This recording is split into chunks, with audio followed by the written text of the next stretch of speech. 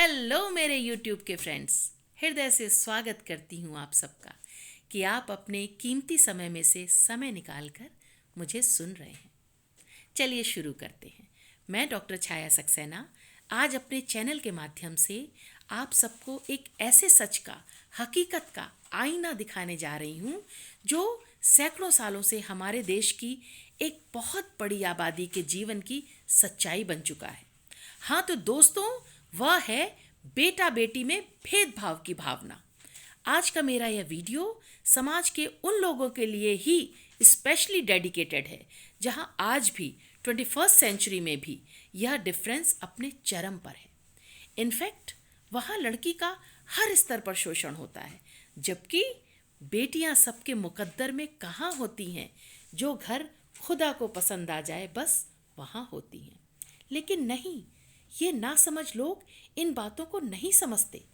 अगर आप अपने आसपास ध्यान से ऑब्जर्व करेंगे तो यह भेदभाव आपको इजीली देखने को मिल जाएगा। जबकि आज हमारे देश की लड़कियां किसी से कम नहीं हैं।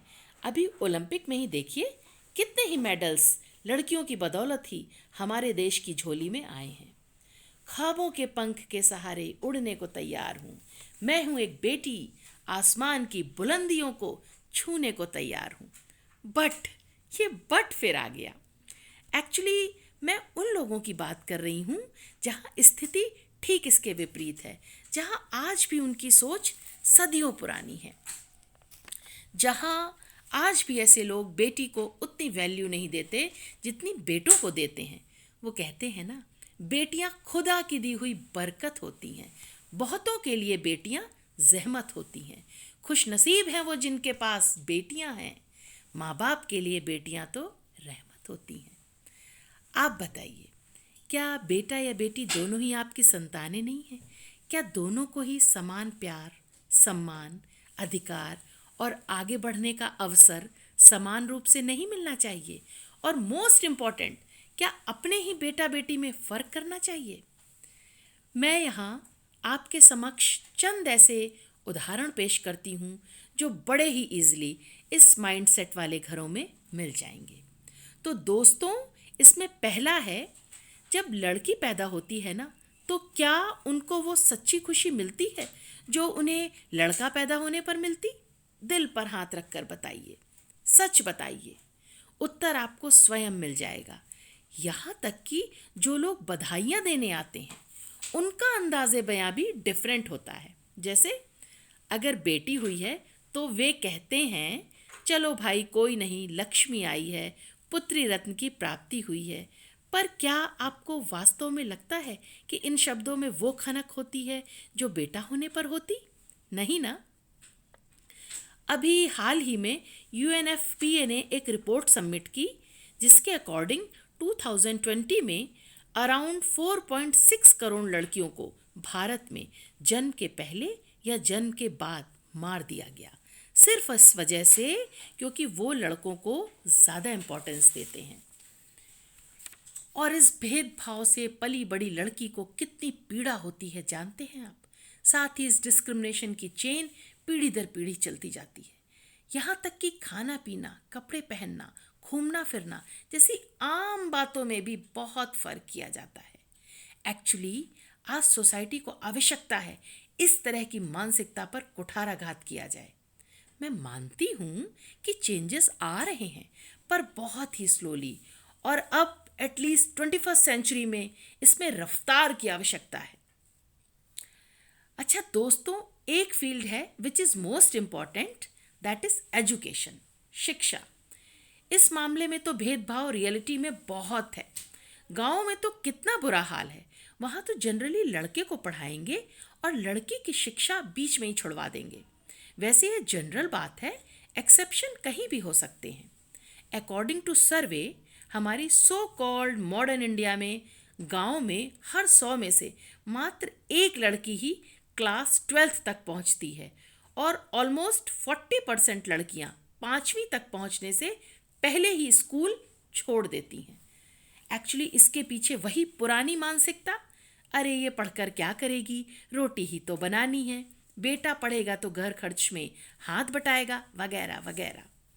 अरे सच तो यह है कि बेटा पढ़ता है तो एक घर शिक्षित होता है और बेटी पढ़ती है तो दो दो घरों में शिक्षा की महक फैलती है।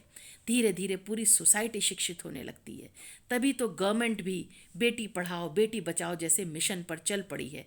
तो प्लीज़ अपनी उस परंपरावादी सोच से हटकर तो देखिए, स्वयं को बदलने की कोशिश तो करिए, फिर देखिए आपका घर कैसे फूलों की खुशबू की तरह महक उठेगा। ऐसे ही एक मैटर है, वह है लड़कियों की कम उम्र में शादी, जिसमें उसकी इच्छा की कोई वैल्यू नहीं होती। 15-16 साल की उम्र में शादी कर देंगे, जबकि उनके डेवलपमेंट के दिन होते हैं, तब उनको जिम्मेदारियों में बांध देते हैं। हमारे घरों में जो काम करने वाली मेड्स वगैरह आती हैं, उनके घरों में मोर और लेस कुछ ऐसा ही हाल है। मैं फिर कह रही हूँ कि एक्सेप्शन कहीं पर भी हो सकता है। एक्चुअली इसके पीछे भी वही मानसिकता कि अपनी जिम्मेदारी निपटाओ और बोझ हटाओ।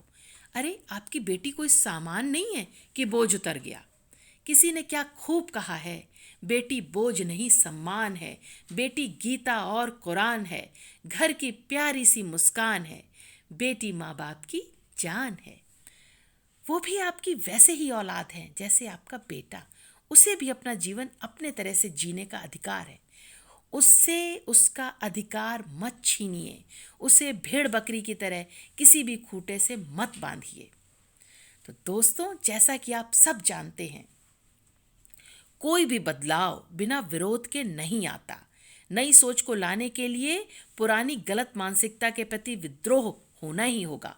कोई भी क्रांति बिना विद्रोह की धरती को चीरे बिना नहीं हो सकती। हमारे सामने ऐसे अनेकों उदाहरण हैं। सती प्रथा, बाल विवाह, छुआछूत और ऐसी ना जाने कितनी कुरीतियां एक ज़माने में हमारे समाज में गहरे तक समाई थी। लेकिन बदलाव आया ना, क्रांति आई ना, और फिर रिजल्ट आप सबके सामने है। आप स्वयं देखिए, आज बेटियां घरों से बाहर निकलकर हर फील्ड में अपना सिक्का जमा रही हैं, नाम कमा रही हैं। Socially, politically, economically, science, space, technology, research, games, ऐसा कौन सा फील्ड है जहां लड़कियों ने अपने झंडे नहीं गाड़े हैं। आज निर्मला सीतारमण जी, हरनाथ संधू, मैरी कॉम, अरुंधति सुब्रमण्यम, सरला ठकराल, सौम्या स्वामीनाथन, गीता गोपीनाथ को कौन नहीं जानता। तो बस अपनी पुरातन पंथी सोचकर को बदल कर देखिए। ज़माना कहाँ से कहाँ निकल गया है। बेटा बेटी के फ़र्क को अपने जहन से निकाल फेंकिए। एक्चुअली ये सारा मसला ही सोच का है, जिसे बदलने की आवश्यकता है।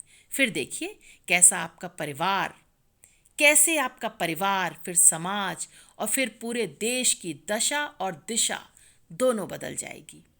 अंत में मैं बस इतना ही कहना चाहूँगी कि बेटी को चांद मत बनाओ कि उसे घूर सके ज़माना। बेटी को सूरज बनाओ कि देखने से पहले झुक जाए ज़माना। सो फ्रेंड्स, सोचिएगा ज़रूर एक बार। और अगर आपको मेरी बात अच्छी लगी हो तो प्लीज़ प्लीज़ प्लीज़ मेरे इस वीडियो को लाइक करें और चैनल को सब्सक्राइब अवश्य करें और इतना शेयर करें कि इसकी गूंज हर उस घर में फैल जाए जहां ऐसा भेदभाव होता हो। Thank you so much. Bye bye. फिर मिलते हैं अपने नेक्स्ट वीडियो में।